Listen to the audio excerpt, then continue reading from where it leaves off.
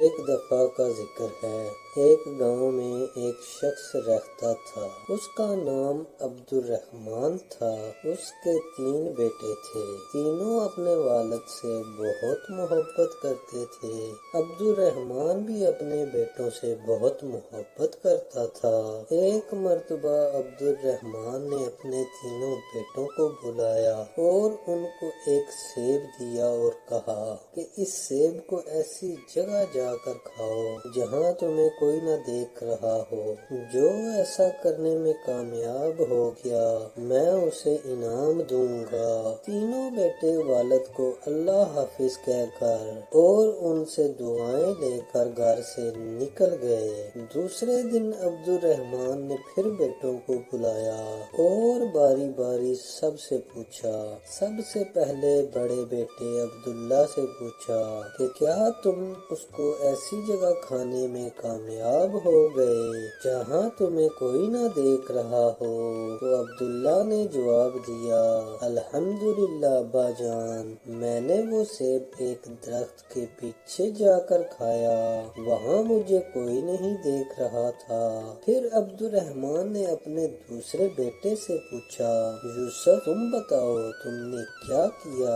یوسف نے کہا، ابا جان میں نے وہ سیب کمرے میں بند ہو کر اندھیرا کر کے کھایا اور مجھے یقین ہے کہ وہاں مجھے کسی نے نہیں دیکھا۔ عبد الرحمن نے تیسرے بیٹے سے پوچھا، سلیم تم نے کیا کیا؟ سلیم نے کہا، ابا جان میں نے کتاب اسماء الحسنی میں پڑھا ہے، اللہ کا ایک نام ہے البصیر، ہر ایک کو ہر حال میں دیکھنے والا۔ میں نے بہت سوچا اور تلاش کیا لیکن مجھے کوئی ایسی جگہ نہ ملی جہاں میرا اللہ مجھے نہ دیکھ رہا ہو۔ اللہ تو ہر جگہ دیکھتے ہیں، اس لیے میں یہ سیب نہ کھا سکا۔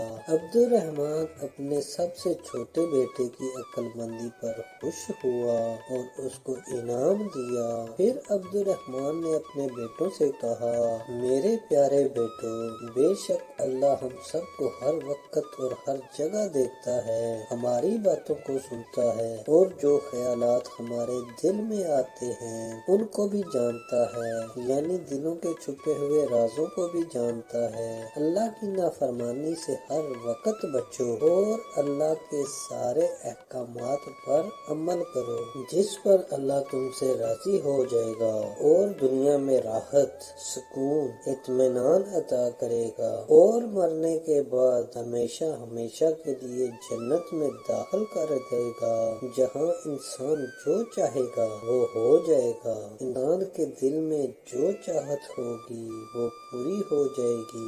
جنت میں ہم ایک پرندہ دیکھیں گے، اس کے کھانے کا جی چاہے گا تو وہ فوراً بن کر پلیٹ میں آ جائے گا، پھر اس کی ہڈیوں پر اللہ دوبارہ گوشت اور پر اگا دیں گے اور وہ اڑ جائے گا۔ تم وہاں جنت میں مزے ہی مزے میں رہو گے، اس لیے ہمیشہ سچ بولو، سچائی کا ساتھ دو اور کوئی برا کام مت کرو۔